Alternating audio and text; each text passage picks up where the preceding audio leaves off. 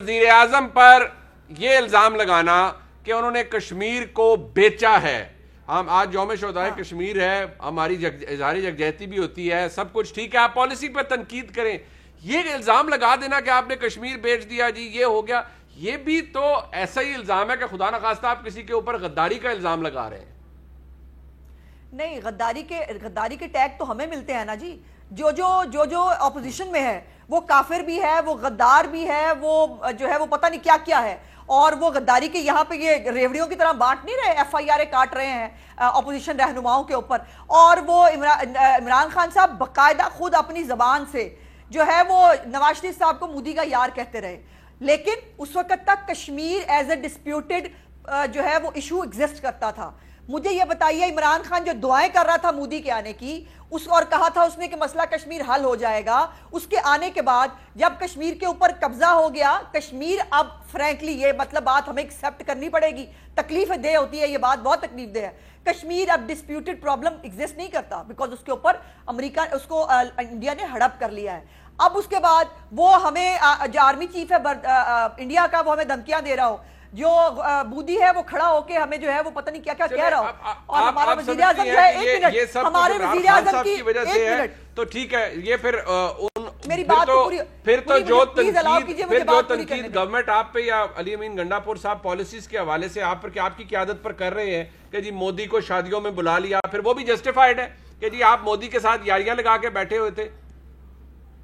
اچھا, مودی کے ساتھ یاریاں لگا کے بیٹھے ہوئے تھے, لیکن کشمیر مودی ہڑپ نہیں کر سکا تھا اس وقت نا. اس وقت جو ہے وہ بات چیت جو پہلے آپ کہتے رہے, آپ جو ہے شوکت خانم کی جو فنڈ ریزنگ ہے وہ انڈین ایکٹرز کے ساتھ مل کے آپ کر لیں تو وہ تو بہت پاکستان کی جو ہے وطن جو ہے اس کے ساتھ وہ جو ہے بڑی خدمت ہو رہی تھی. میں صرف جو آخری بات کرنا چاہ رہی ہوں یہ ہے کہ عمران خان صاحب جب ہمیں آرمی چیف ان کا گالیاں دے رہا تھا, دھمکیاں دے رہا تھا, مودی کر رہا تھا, عمران خان صاحب نے ہماری جو غیرت ہے اس کو ٹھنڈ لگ گئی تھی, اس کو تھوڑی دیر کے لیے انہوں نے کہا جمعے کے جمعے دھوپ میں کھڑا کریں, ہماری غیرت جو ہے اس کی ٹھنڈ ختم ہو جائے گی.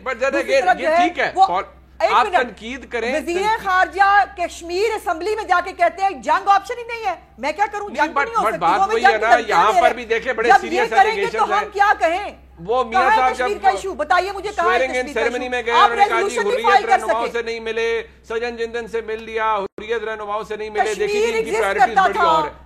سب کچھ ہونے کے باوجود مودی کی ہمت نہیں تھی کہ وہ کشمیر کو ہڑپ کر سکے. اس حکومت کے آتے ہی مودی کی ہمت ہوئی کہ اس نے کشمیر کو ہڑپ کر لیا. لیکن میں ان کی وجہ سے ہوا. ناز منوج صاحبہ, میرے خیال میں تنقید جو ہے یا جس لیول پر یہ معاملہ چلا گیا, یہ جواب تو نہیں ہو سکتا کہ ہم کسی, میں کوئی بھی ہو, خاتون کوئی بھی گھر میں ہو, کسی کے بھی گھر میں ہو, وہ سب کے لیے سانجھی ہے, عزت سب کی ہوتی ہے. میرے خیال میں تنقید اس لیول پر نہیں جانی چاہیے.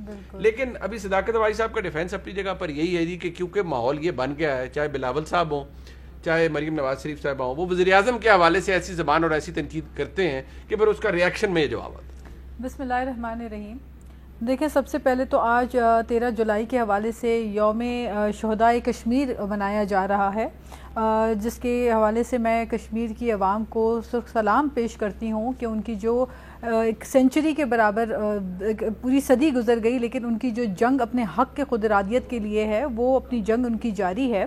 اور دیکھیں, بات یہ ہے کہ ابھی آپ نے جو ویڈیو کلپ چلائی ہیں, جو فوٹیجز آپ نے چلائی ہیں, آج جہاں پہ ہم 1931 کی جو 20 مسلمانوں کو کشمیر میں شہید کیا گیا جنہوں نے اپنا سر نہیں جھکایا, اور آج بھی آپ دیکھیں برہان بانی جیسے نوجوان کشمیر میں پیدا ہو رہے ہیں, یہ ثابت کرتا ہے کہ کشمیر کی عوام جو ہے وہ غیرت مند, غیور اور ظلم کے سامنے ڈٹ کے کھڑے ہونے والی عوام ہے.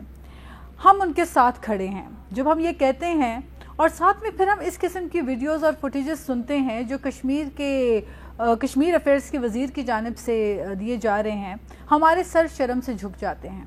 اور پھر ایک شعر یاد آتا ہے, کیا طرفہ تماشا ہے کہ اس دور کے بونے, کیا طرفہ تماشا ہے کہ اس دور کے بونے اپنے سے بڑے لوگوں کے قد ناپ رہے ہیں.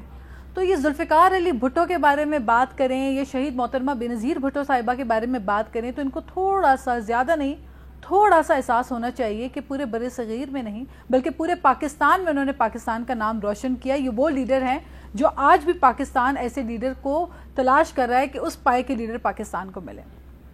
بات یہ ہے کہ یہ جو بد زبانی, یہ جو بد کلامی اور اس قسم کی زبان استعمال کر کے اگر یہ سمجھتے ہیں کہ یہ کشمیر کے محبت پسند امن پسند لوگوں کے دل جیت لیں گے تو آپ یقین کیجئے کہ کشمیر کی عوام ان کو رد کر چکی ہے.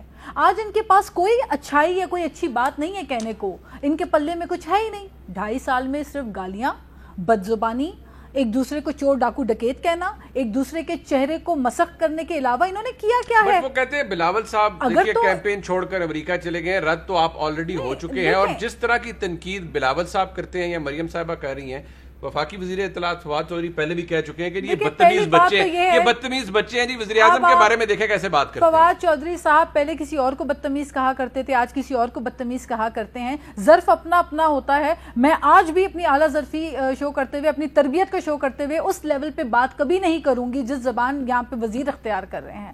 کیونکہ کسی خاتون اول کے بارے میں بات نہیں ہونی چاہیے, اگر اسما بخاری صاحبہ نے کی وہ بھی نہیں ہونی چاہیے نا.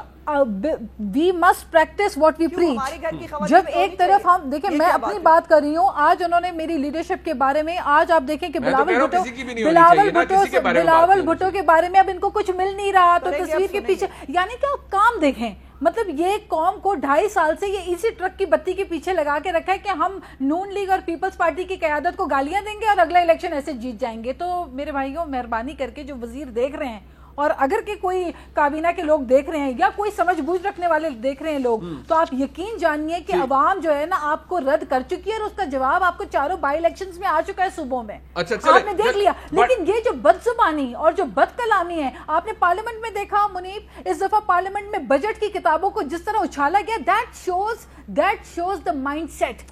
یہ اس مائنڈ سیٹ کو دکھاتا ہے. تو نہیں تھا, ون وے ونڈو آپریشن تو نہیں تھا, وہ تو ہر طرف سے ہو رہا تھا, جو کچھ چل رہا تھا وہ سب کے لیے تھا. جا رہے ہیں آپ بات کریں کشمیر میں کہ آرٹیکل 370 کے جو ریووک کیا ہے اس کے خلاف آپ کیا کریں. علی امین گڈا پور صاحب کہہ رہے ہیں 1 ووٹ کی برتری 1 کروڑ روپے زیادہ. بالکل, میں یہ کہنے والی تھی, ایک باقاعدہ وزیر موصوف اسٹیٹ مشینری استعمال کرتے ہوئے وہاں پہ کھڑے ہو کے لوگوں کو کہہ رہے 1 لاکھ روپے 1 کروڑ ملے گا, اور اس کے علاوہ not only that, election commission کے رولز کی وائلیشن انہوں نے وہ بالکل کیا ہے. خط لکھ کر بھیجا ہے. آج ای سی پی نے فائنلی کہا ہے آزاد کشمیر کے کہ علی امین گنڈا پور صاحب پر مقدمہ درج کیا جائے.